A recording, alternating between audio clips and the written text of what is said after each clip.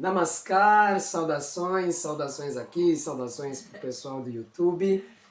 Nós estamos então dando continuidade à nossa investigação sobre os versos da Isha Upanishad. Então a Isha Upanishad que nós estamos vendo que é uma Upanishad que dá embasamento para várias noções importantíssimas do universo do yoga, do universo do Advaita, do universo, enfim, da espiritualidade em geral indiana.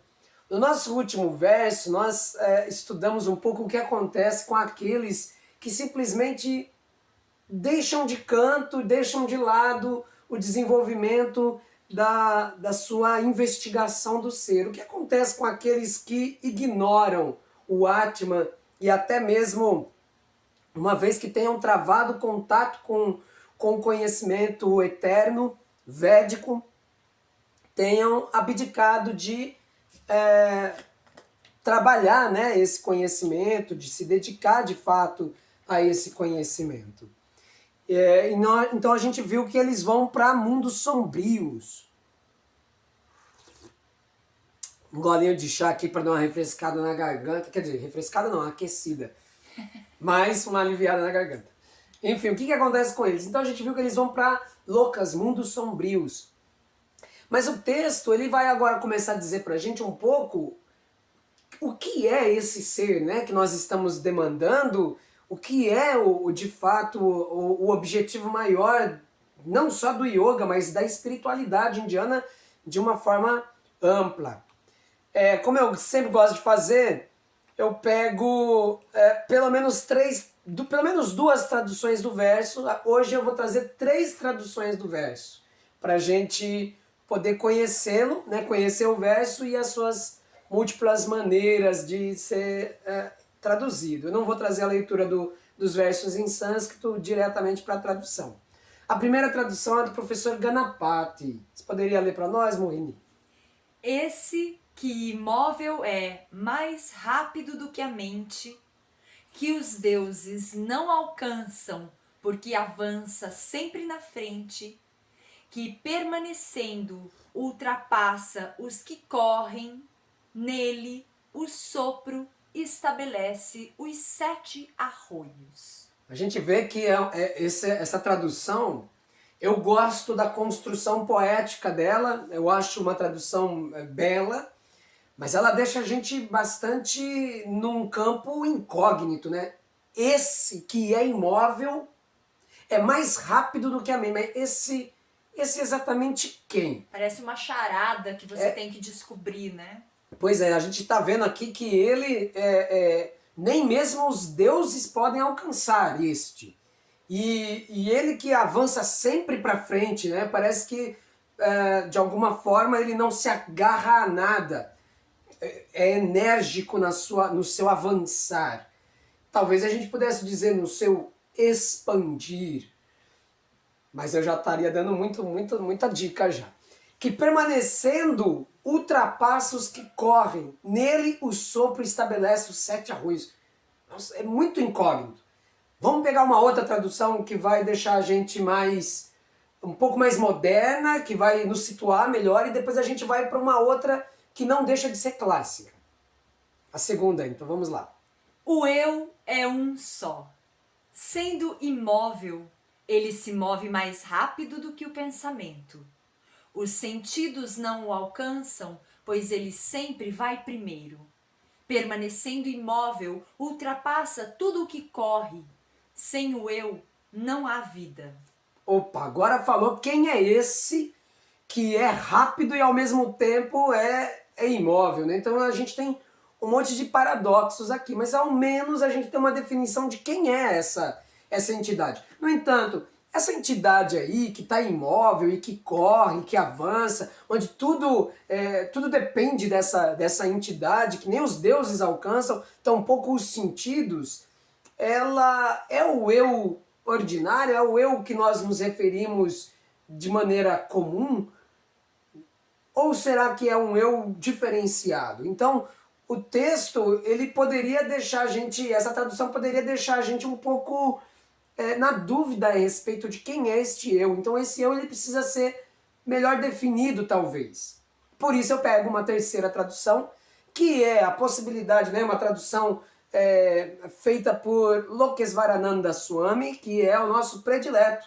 Aqui todas as leituras que a gente vai fazer, eu sempre vou trazer as opiniões de Lokesvarananda Swami, inclusive porque além dele ser um Swami, ser uma voz de fato legítima, né, de um representante legítimo do conhecimento védico, por estar associado à linhagem dos Swamis, também porque Lokesvarananda ele opta por fazer uma leitura em cima da interpretação de Adi Shankaracharya, que daí é uma sumidade, ninguém discute a importância, a relevância de Adi Shankaracharya dentro do universo do Vedanta, do Advaita, até mesmo do Tantra, da espiritualidade em geral, indiana. Então, vamos ler a tradução de Lokesvarananda, os seus comentários, e eu vou dando também uns pitacos, porque estamos aqui não só para fazer a leitura, mas para de alguma maneira contribuir com a vossa investigação. Brahman é uno sem um segundo. Nunca se move. Apesar disso, é mais rápido do que a mente. Está sempre à frente. Os órgãos dos sentidos jamais o alcançam. Ele é imóvel. Apesar disso, deixa para trás a todos. Por seu poder, o Senhor que mora no espaço suporta a água e tudo mais no mundo fenomenal. É interessante, né? Porque, assim, para cada texto, a gente vai pegar, por exemplo, o primeiro diz, né? Que ele é o sopro que estabelece os 7 arroios, né? A totalidade, a gente poderia dizer. Num outro ponto vai dizer, ele é sem o eu, sem a presença desse ser, não há vida. E esse ele vai dizer, ele que é o Senhor que mora no espaço, suporta a água e tudo mais no mundo fenomenal. Cada uma das traduções está dizendo a mesma coisa. Ele é a fonte, a causa, a origem de tudo que existe, mas cada uma delas constrói, né, a sua estética própria para poder falar dele. Mas aqui a gente tem o primeiro, uma leitura quase enigmática, que a gente não sabe quem é ele. O segundo, a gente tem ele sendo definido como o nosso próprio eu, mas essa terceira possibilidade nos traz, é o nosso eu. Contudo, não é o nosso eu ordinário, não é o eu que a gente utiliza aí no dia a dia, quando a gente está falando da gente mesmo. É Brahman. Então ele está sempre à frente, ele está sempre avançando, porque Brahman significa justamente, como a gente já viu aqui, a gente vai sempre repetir para gravar mesmo, Brahma significa aquele que se expande, então ele está sempre se expandindo e ao mesmo tempo ele é imóvel. Então a gente vê que aqui é dito, né, que o pensamento não dual hindu, ele é feito, como é que diz? O castelo do conhecimento não dual é feito com os tijolos de paradoxos. A gente encontrou aqui um monte de paradoxos. Então a gente vai analisar, né, o que é que significa cada uma desses pontos aqui que foram levantados como paradoxos. Vamos entender aqui como é que Lokesvarananda, né, Swami, ele nos esclarece esses paradoxos todos, alguns desses pontos que são parecem os mais obscuros. E ao mesmo tempo, com alguns pitacos, eu pretendo de alguma forma contribuir também mais para a nossa leitura aqui. Então vamos lá. Brahman, o ser que é uno. Brahman, o ser, é uno sem um segundo, completo em si mesmo. Ele nunca se move, está sempre imóvel, sempre o mesmo. Apesar disso, se move mais rápido do que a mente. É o poder que move tudo e faz o mundo inteiro seguir o caminho que percorre. Ele dá poder ao Senhor do Universo, Matarishvara, o Senhor que mora no espaço, que é responsável pela operação do princípio de causa e efeito. Então, aqui a importância que está sendo dada para Brahman é que, primeiro, a gente vai ressaltar que ele não sofre alteração. Então, quando diz que ele é uno e sem um segundo, é porque qualquer tipo de alteração depende de espaço-tempo. Então, ele está dissociado de espaço-tempo, ele está para além de espaço-tempo. No entanto, ele é a causa de tudo aquilo que está no espaço-tempo. É por isso que ele é considerado como Matarishva. Esse epíteto, né, o Senhor do Espaço, é porque tudo o que existe está dentro do espaço. Né? Tudo o que nós vemos está dentro de um espaço. Então ele é o próprio espaço. Tudo que está dentro do espaço está em constante mudança, em constante transformação. Mas o espaço não sofre alteração alguma. Então Brahma, a partir das Upanishads, ele já é referido metaforicamente como o Akasha, ou seja, como o espaço que não sofre nenhum tipo de alteração. Mas ele também é chamado como o poder que move tudo e tudo faz. Então algo nesse ser inalterado promove os movimentos e todas as coisas em si. E ele vai ser comparado também, né? Ele vai ser aquele que dá o poder para o Senhor do Universo, que coloca o karma em ação. A lei de karma, que é a lei de ação e consequência para se movimentar.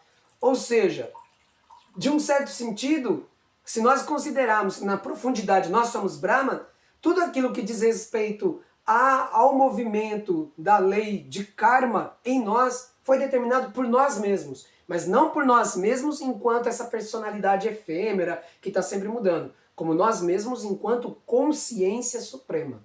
Por isso que é dito de algumas formas que nós somos a causa dos nossos próprios sofrimentos ou gozo, mas não necessariamente em relação à personalidade efêmera, mas sim como o Senhor Supremo em nós mesmos, como a nossa própria natureza imortal.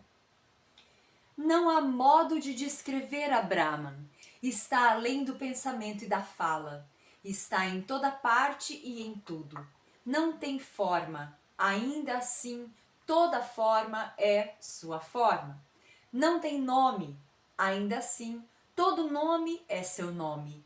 De fato, Brahman é o único.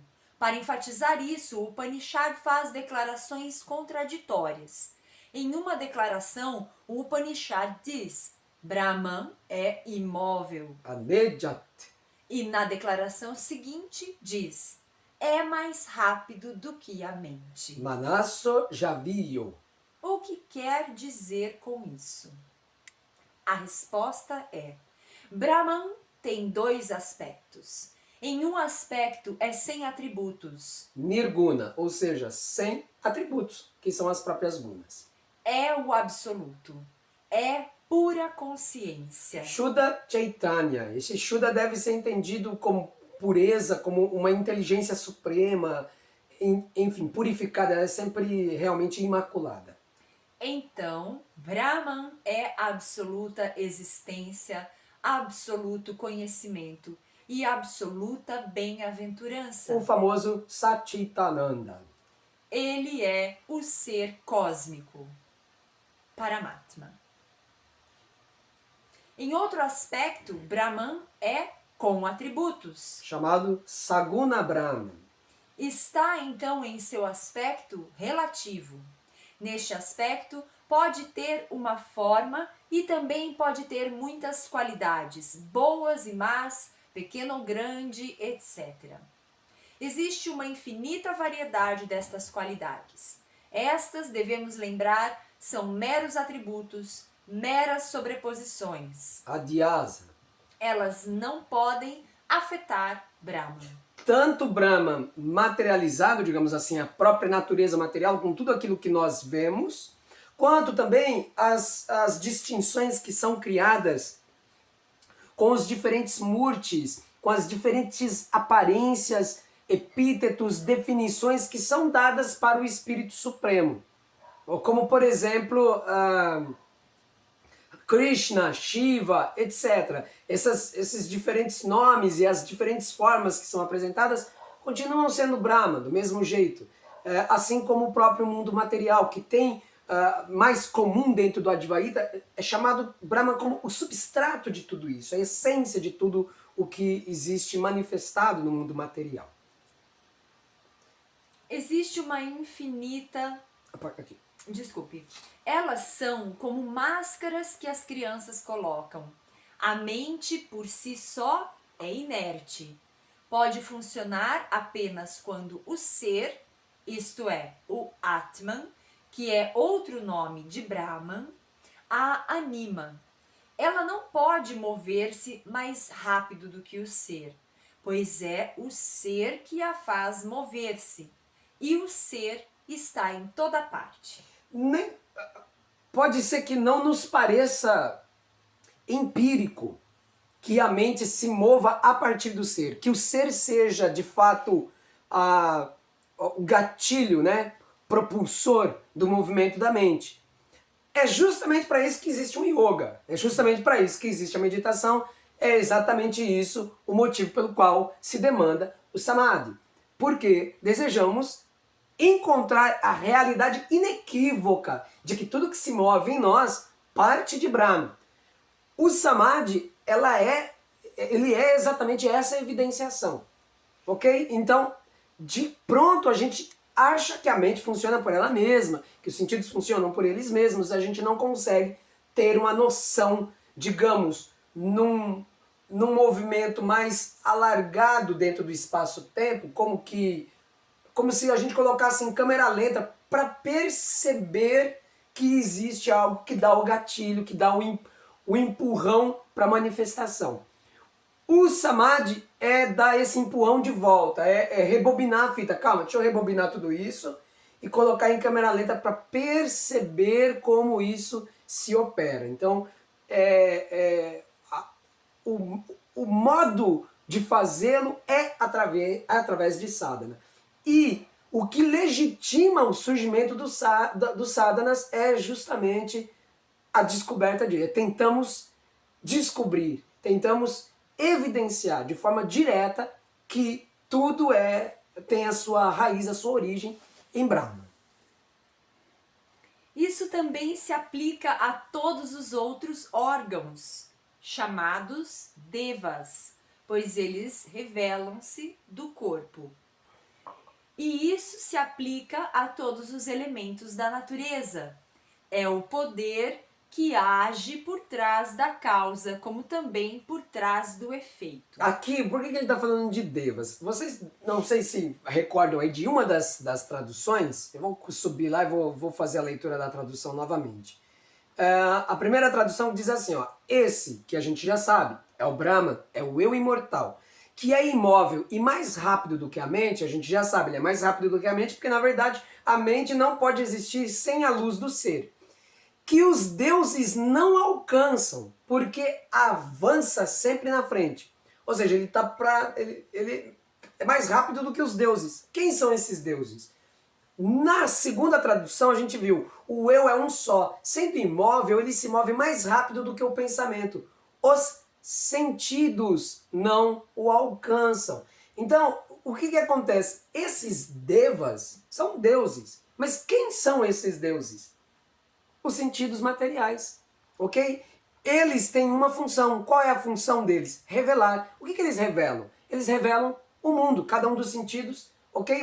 O que nós chamamos de mundo nada mais é do que os 5 sentidos mais a mente, que captam os diferentes fenômenos e assim constroem isso que nós chamamos de realidade material.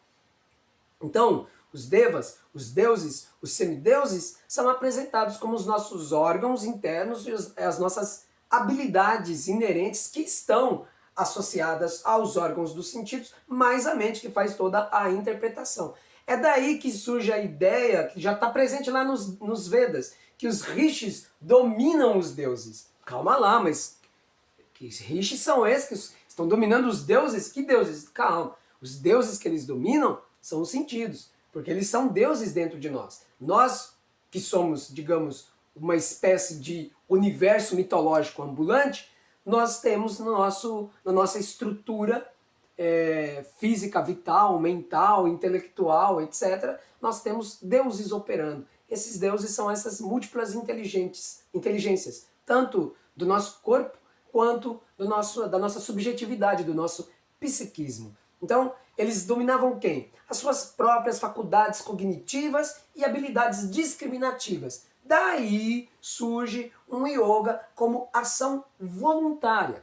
Essa ação voluntária no yoga, que tem esse sentido também de excelência na ação, diz respeito exatamente a isso, ao domínio dos deuses. Recordando, quais são os deuses que você está dominando? 5 sentidos, as habilidades internas associadas a ele e a própria mente. Vejamos o caso do ar. Quando ele está associado com o ser, o ar é chamado de força vital. Mas o ar, por si só, não pode sustentar a vida. O ar também chamado de Matarishva, pois se move, Ishva, no espaço, Matari. Mas ele torna-se ativo quando está associado com o ser cósmico. Então se torna Hiranyagarbha, a primeira manifestação de Brahman como um indivíduo, ou Sutratma, o ser cósmico de tudo, como o cordão que passa através de uma guirlanda. É neste aspecto que Brahman controla todos os fenômenos da natureza. Por medo dele, o fogo queima. Por medo dele, o sol brilha. Por medo dele, Indra e Vayu e a morte, o quinto, correm para executar seus deveres. Nada pode acontecer independente de Brahman. Mesmo assim, nada o afeta. Todo o mundo fenomenal, incluindo tudo o que está nele, é derivado de Brahman, é sustentado por ele e, ao final, se dissolve nele. Então a gente vai ter aqui pontos importantíssimos que também vão dar fundamento para as práticas do yoga que vão vir adiante, né, dentro dessa linearidade do tempo, na história da espiritualidade indiana. Que o quê? Né? O próprio yoga ele foi chamado de Pranavidya, especificamente o Hatha Yoga, o Yoga Tântrico. Pranavidya, ou seja, a ciência da força vital. Aqui a gente está vendo que relacionar Brahma como Matarishva, falar do espaço, daquilo que se move no espaço, ou seja, o próprio ar, isso depois vai ser vivenciado de que forma empiricamente? A gente vai vivenciar isso através do pranayama, inclusive na demanda das experiências de Kevalakambhaka, por exemplo, que é a paralisação do ar. Então aí você tem esse elemento forte que é o quê? Eu preciso, né, a partir da prática eu vou encontrar a respiração da respiração, o alento do alento, aquele que respira em mim, que nada mais é do que o próprio Brahma, o próprio Atman, né? Então a procura por esse que domina no espaço, que é o Senhor do ar e que mantém a vida, não o ar por ele mesmo. Ele se torna força vital quando Atman decide respirar e manter um corpo. Então ele é a causa primordial. Então o yoga ele vai desenvolver essa busca por encontrar aquele que mantém a respiração no corpo. Né? A gente tem aqui o Hiranyagarbha, né, que é uma das imagens clássicas de Brahma, como o ovo, né, o primeiro ser ele tinha um formato ovoide. Isso daqui é estudo à parte, assim, que a gente ainda vai estudar. Mas assim, como o Sutratma, né, como esse cordão que a tudo conecta, ou esse Hiranyagarbha, ele é o protótipo original do ser. Com forma como Saguna, então ele tem essa forma. Às vezes ele é descrito como uma divindade pequenina do tamanho de um polegar, etc. Mas sempre referido como assentado no coração e como o nosso próprio ser. Com qualidades, com atributos, ele tem uma forma, ele pode ser apresentado com forma. Como Nirguna, ele é apresentado sem nenhum tipo de forma. Ele é o controlador de todos os fenômenos da natureza, no entanto, apesar dele controlar todos os fenômenos, nada pode afetá-lo. Tudo é sustentado nele, tudo surge nele, é sustentado nele e nele se dissolve. Ou seja, ele é a própria Trimurti de criação, sustentação e dissolução. E apesar de que ele coordene tudo o que está acontecendo, ele mesmo continua inalterado. Obviamente que isso nos leva a recordar do segundo capítulo da Bhagavad Gita, a partir do verso 18, que diz, vamos ler junto? Vamos. 18 começo eu. Perecíveis são os corpos, esses templos do espírito. Eterna, indestrutível, infinita é a alma que neles habita. Por isso, ó Arjuna, luta. Quem pensa que é a alma, o eu que mata ou o eu que morre, não conhece a verdade.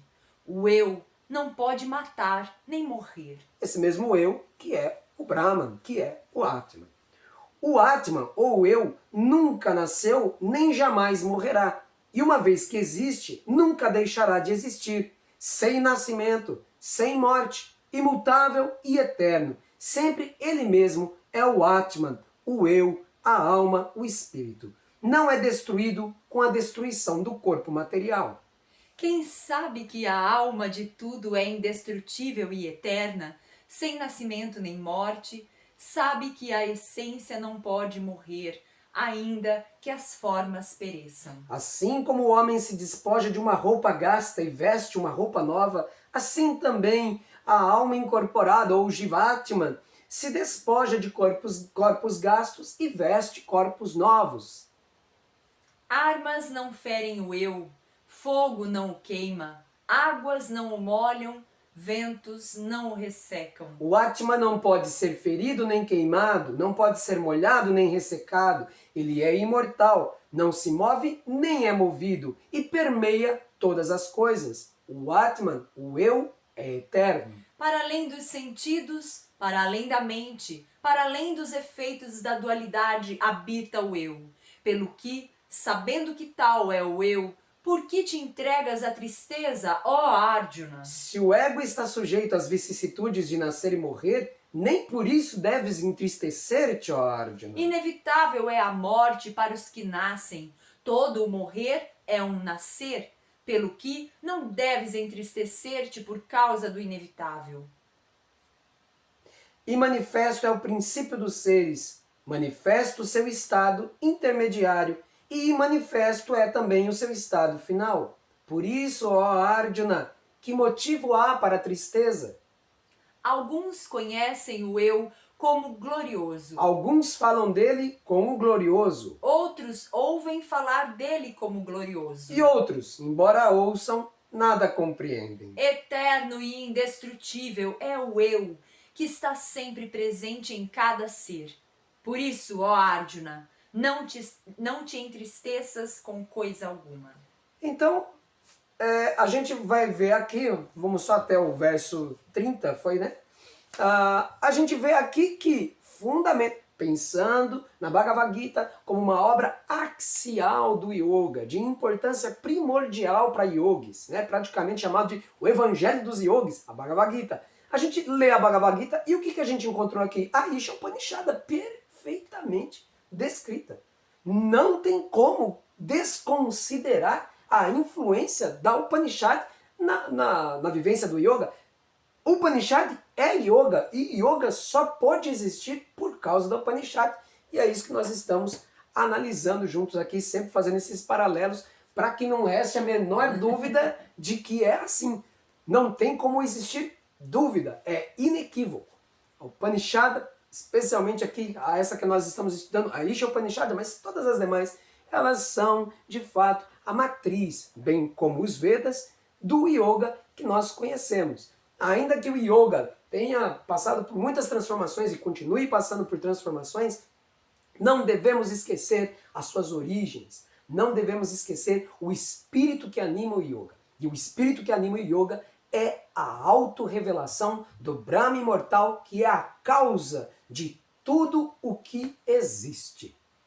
Esta é a nossa aula de hoje. Eu gostaria de convidá-los, então, para um pequeno momento de quietude, de tranquilidade, de silêncio, para que possamos experimentar empiricamente essa busca pelo alento do alento, o espírito do espírito. Contemplaremos, então, o fluxo natural do ar entrando e saindo, mas com esta com esta convicção interna. Deus, Brahman, Atma, o absoluto, o sagrado em mim, respira por mim, sustenta a vida por mim.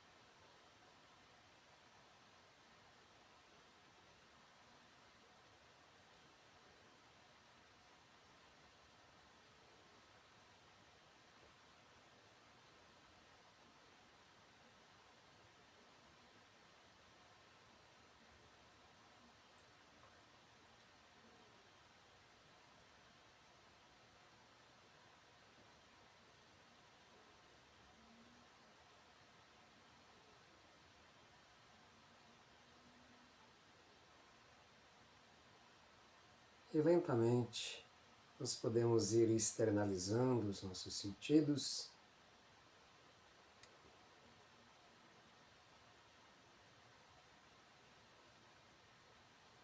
Encerrando a nossa prática formal de contemplação. Contemplando aquele que coordena a respiração, mas não respira. Morrini, você gostaria de fazer alguma consideração de algo que foi trazido aqui hoje? Estou bem feliz assim com essa aula, porque ela me remeteu diretamente à minha prática de ontem. Então foi bem sincrônico, assim, porque eu sinto que a gente vem estudando, né, o Atma Vichara, o método, né, de investigação do ser, né, em busca dessa fonte, né, procurando rastrear o caminho de volta a essa fonte. E aí, ontem na minha prática, alguma coisa em mim, acho que o próprio Atman deu um basta, assim. Para, é só um. Só existe Brahman, só existe o ser. Não tem como o ser ficar discutindo com o ser. Encerra a discussão, fica no ser, encerra. E aí isso deu uma pausa muito longa na atividade dos pensamentos e essa qualquer coisa que tentasse chegar era muito pequena.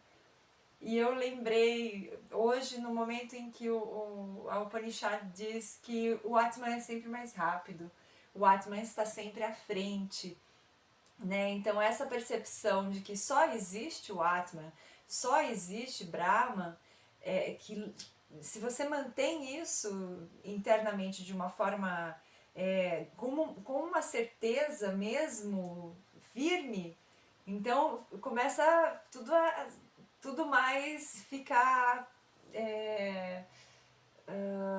como eu posso dizer, a textura das coisas, a textura do próprio sadhana muda. Então, sou muito grata, assim, foi bem sincrônico. Perfeito. Eu vou me despedindo aqui do pessoal no YouTube, fazendo uma recitaçãozinha rápida de Adi Shankara. Guru Brahma, Guru Vishnu, Guru Deva Maheshwara, Guru Sakshat Param Brahman, Tasmai Shri Gurave Namaha. Saudações ao Guru, que é o Criador, o sustentador e o transformador do universo.